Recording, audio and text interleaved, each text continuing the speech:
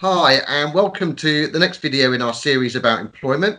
Again, we've got Juji Heibel, who's the Employment Manager for Support for Sight, based in Essex. She's worked in the field of employment for 15 years and supported blind and partially sighted people to find work for about 9 years now. We've worked together for about 9, 10, 12 years, something like that. So I've known her for a long time and she really knows her stuff. So welcome back, Juji. Hi, Colin. Hi, Uh, everyone. Thank you for having me again. So on this video, we're going to talk about retention. So do you Great. want to tell us a little bit about what that is? Yeah, so retention is for people, or we use the word retention case for people who are in work. Usually, obviously, they have no issues, and then for whatever reason, they have a sight loss. That the important part about the sight loss is that it has an impact on their daily activities and regarding carrying out their previous or their current job. So anybody who is in work and becomes visually impaired, we would class them as a retention client. So we are helping them to retain their employment. That's sometimes involving only working with just a client, giving them advice on various things, and sometimes it's involving me getting in touch with the employers and visiting them and having meetings where I represent the client, just to ensure that they will be treated right and they will have all the support that's available to them. And my experience is that most employers actually, unfortunately, are unaware of the support that they can offer to their employees. So sometimes I just go in to have them understand what they can and should and have to do for their employees. So what are the rights of somebody? So somebody's got a job, and as you say, for whatever reason, they have an acquired sight loss. Yeah. It might be a condition or an accident or Yeah. anything really. So what are the person's actual rights as an employee with an acquired sight loss? Yeah, the answer is can vary. One of the things I like to define and discuss with my clients whether they would be classed as a disabled person. So currently, the definition of having a disability goes along the lines of having a heart issue or something that has an impact on that person to carry out everyday and daily tasks. So if the definition meets what the person is experiencing, I usually ask them to consider themselves as a disabled person, because if they are disabled, then there is obviously the Equality Act 2010, which would protect them under the definition of a disability. Somebody who has maybe some people would maybe end up in an eye hospital and they come away with the diagnosis of a diagnosis, and that with that comes a certification of visually impaired, which again can be severely sight impaired, common language is blind, and then sight impaired, which the old terminology for that was partially sighted.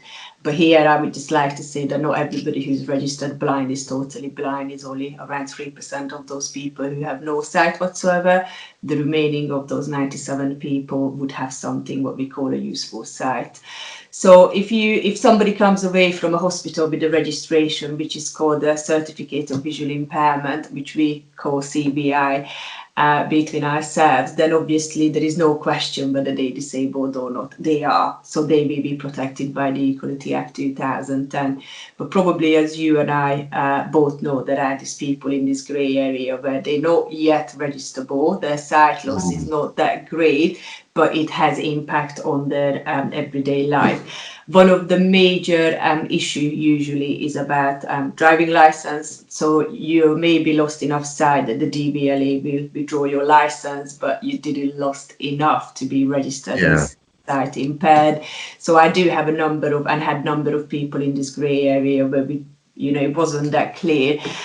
Just the purpose of this session, you can always call yourself or identify, if that's a good word, as a disabled person, and you can go to your employer and say, I am a disabled person because of XYZ, whatever your reasons might be. And if your employer doesn't help you and your case ends up in a tribunal, let's say an employment tribunal, the only person currently, as far as I know, in the United Kingdom is a judge that who can definitely say whether you should have been treated as a disabled person or not. But most employers, if you go and say, look, I have some issue, I can't carry on working the same way because whatever those issues are, most employers would understand it and they would treat you as a disabled person, and they hopefully would use all the support that's available and all the advice that is available from the Equality Act 2010 and Access to Work. Based on everything you've just said, when do you believe a good time to tell your employer is that you have sight loss? Okay, so I mean, most people would probably have some time off from work because of their sight loss and dealing with maybe hospital appointment and diagnosis and various things. So could be a natural conversation with the employer. Sorry, I need to go off sick, something happened, had an injury or something going on. So sometimes it just kind of goes into a conversation anyway after a period of being off sick. However, sometimes obviously maybe the sight loss wouldn't necessarily mean the person needs to go off sick for any period of time. I think my advice would be on it when you feel that you need support, you need a bit of understanding, you need technical support, or you need some understanding from your employer that you are experiencing a sight loss. I think it should be a good time. I usually advise my clients to make it formal in a very informal way. What I mean by formal is to involve maybe HR, or to make sure that conversation is recorded and is kept in their file. So they are disclosing it, something happened with me, therefore my ability to perform my task has changed, I need some support, and that needs to be kind of kept somewhere so it can be acted upon it. What I discourage my clients to do, and I call this as a corridor conversation, is when you meet somebody in the corridor, you say something, but then nobody really has a responsibility to follow it up or make it right. So it doesn't have to be a very formal meeting, in as much you can just have a chat and say, look, something is happening with me, I don't really know where this is going to end, I don't really know what it's called, I'm just I don't know, I need time away, or I can come back to work, but I have this headache or this eye strain, and can I just maybe do part-time for a little bit until you know what's happening? That's obviously can go into as much as that you maybe need time off to go to the hospital, and maybe you need to go once a week initially. So it's just having that open conversation when you say something is happening, I don't know what that means for me at the moment, I don't really know what that means for you as my employer, but I just need you to understand that I need to deal with this. And that should be something that is kind of kept on record, so you're never going to be accused of not being truthful and not telling the employer what's going on. But with most sight loss, and maybe you would agree with me, it takes time. It takes time to adjust to it, to understand it. Takes time to get through the treatment, which can obviously reverse the effect. Sometimes it's permanent, sometimes it's not. So that is just mostly sight loss is just like an unknown. I think you really have to start. Of time.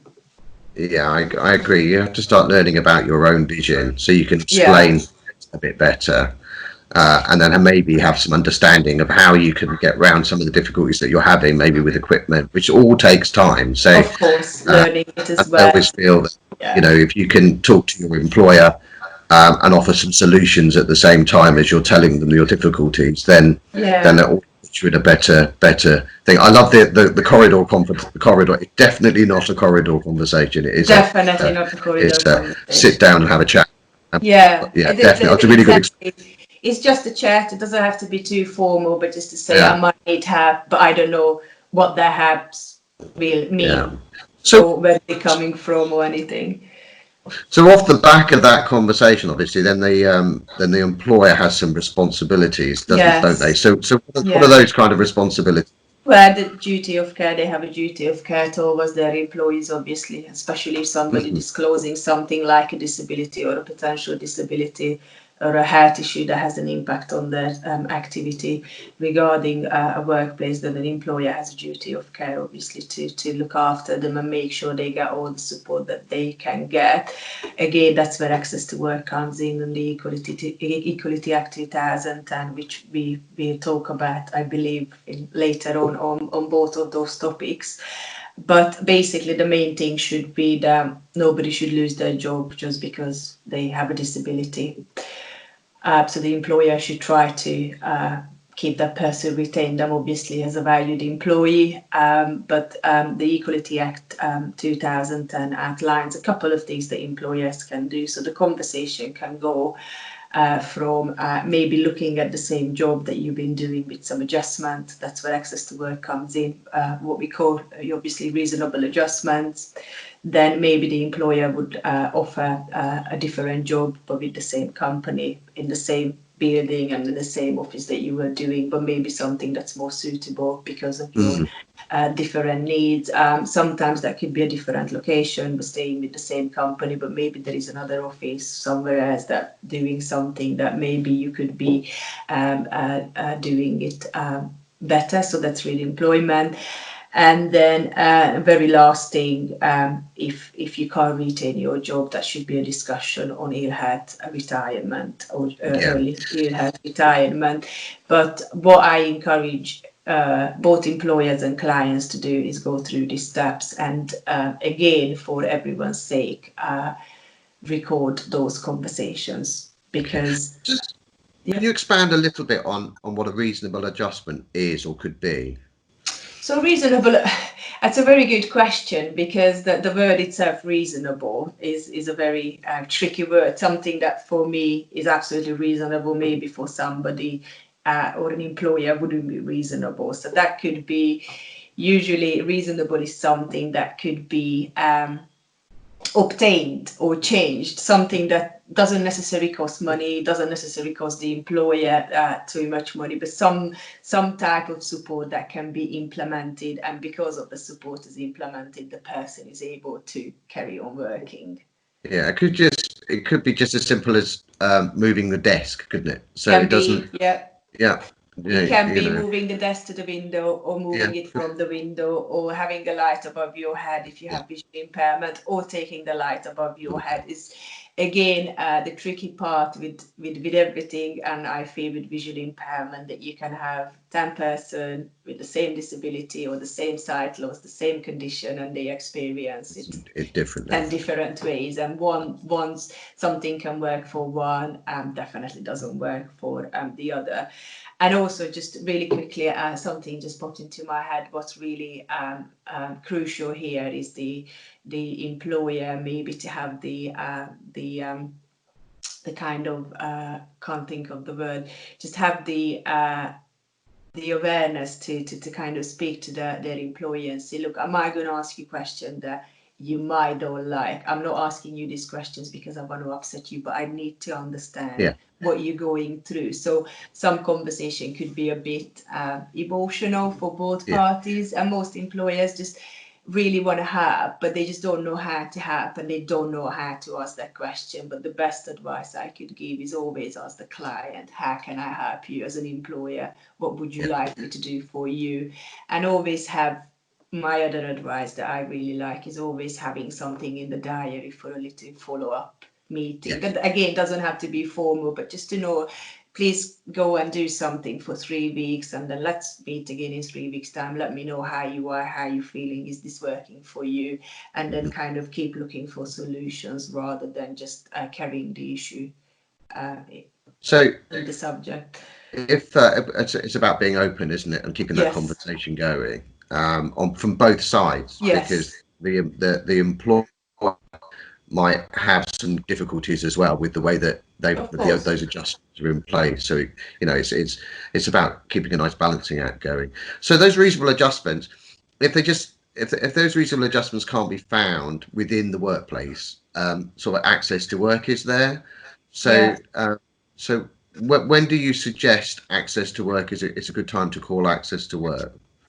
don't go too deeply into this because we're obviously going to cover it in another video. But Yeah, you know, but I think straight away when you have difficulties undertaking the job that you were doing, so if you can't see the computer, for example, if you want me to say technical things, or you can't get into the office, or you can't physically carry out a task and you maybe need someone to help you to do that, straight away call Access to Work.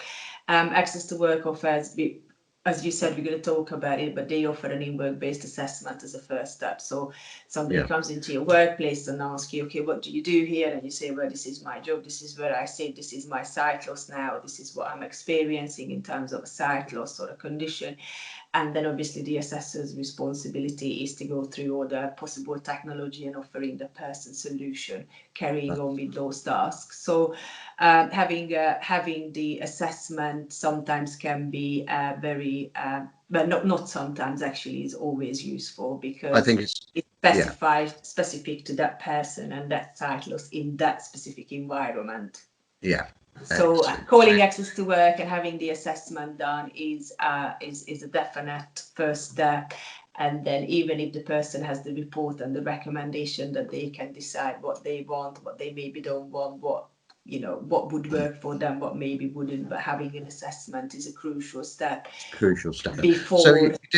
you did touch on the fact that sometimes it's not possible to continue that job. Yeah. So sometimes you have to leave. But are you able to? I mean, we don't like people to leave work, do we? But sometimes it happens to, and it's how we're able to support people to do that. So a medical retirement. So just want to tell us a little bit about that.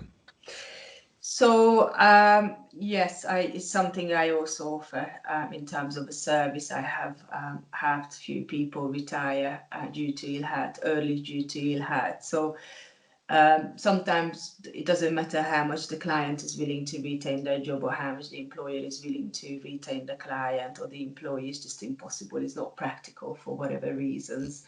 I'm mostly talking about things where, let's say, somebody was a lorry driver.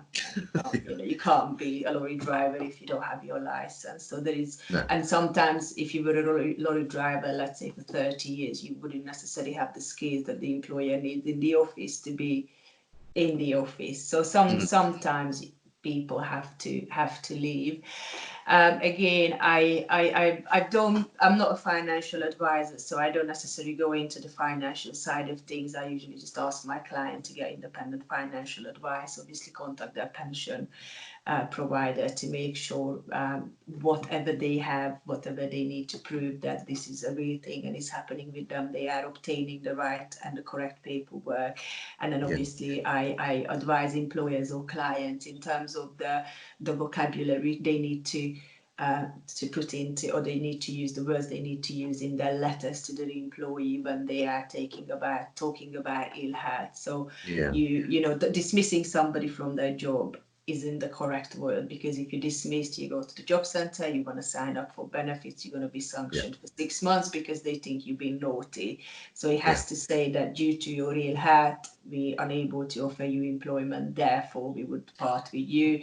And then also occupational health assessment comes in here. So I always encourage employers to organize an independent occupational health assessment. So important. So important. Because there is the black and white from a health professional. And it protects the employer, and that's only fair. So. Oh yeah, definitely. So it's the problem with the ill health, I find, is not so common. Nobody really knows what's going on. Not really the pension people. Not really the employers. Not really the clients themselves. Especially if it's like 20, 30 years away from you. Naturally, when you retire, you just don't really know where you stand. The best thing is just really to start calling up the pension provider and say, where I am, what would you need? If you have private pension. And then obviously if you don't have any private pension and you would rely on state pension, then you will be on benefits until you reach state. Well, usually, as you know, that's kind of where I sit, isn't it, on the old benefits section. So if anybody wants any questions, has any questions about welfare benefits at all, just give the advice and information line a call on 0300 30 31 11 and come through to me and I can talk them through that. So which is great. So the the emotional impact of all this is can be Yes. severe, can't it? So you know, because you know, as you just sort of alluded to, someone could have been working for several years or for many years and then Many, having many to years. stop. Yeah. So how do you support people in those areas? Well, first of all, I acknowledge it. I think that's really important, just to say I understand. Well, I don't understand, but I assume what you're going through must be really, really hard. As you know, it takes time for people to kind of get through this emotional impact, just having a sight loss generally. Then obviously it has an impact on their working life, their everyday life, maybe in their relationships. So it's a long, hard and hard process, but you know, people can come out the other side and kind of have a future in their mind, what they would still like to achieve. But it's a very important part. I mean, I do refer clients for counseling if I feel that would benefit them, somebody who can actually really help them with their emotional imbalance. And it's just something that I think as an advisor I have to be very aware of. I think so too. Go through that. Yeah. Obviously, you know that the Macular Society has a counselling service. Yes. Which has no waiting list. So there's, again, it's just back to the advice and information line, and we can set some counselling up if required. It's always difficult when someone has to leave their job or loses their vision. There's always an emotional toll on that. Again, it's been really nice to chat with you today. Thank you. What are your top tips about retention? Try to speak to somebody like me, an advisor in your local area. If any other local societies have an employment person, definitely give them a call. Obviously, whoever's watching this video heard Access to Work, which we're going to discuss later, but maybe, you know, research what they can offer and be patient with yourself and with your employer as well. And some people, when they say the wrong thing and they're doing the wrong thing, they're not doing it because they ignore and they just don't know what to do. So try to be as vocal as you can and brave to share how do you want people to talk to you, to treat you, and to help you in this really, really difficult situation. That could be colleagues, employers, and just anybody really. Well, usually you're very good at supporting people to retain their job. I know they are. So the people of Essex are very fortunate. So and they can contact you directly through support for site. Yeah, support for site. Yeah. Okay. So what we'll make sure that we do is at the end of this video, we'll make sure that your contact details are on a card at the end, so people can ring you directly. Again, thanks ever so much for talking to us. Thank you for having me. Your experience. And I think our next video is going to be Access to Work. I think it leads on quite nicely. So we'll see you on that video. So thank you very much. No worries. Thank you. Bye. Loads of information there.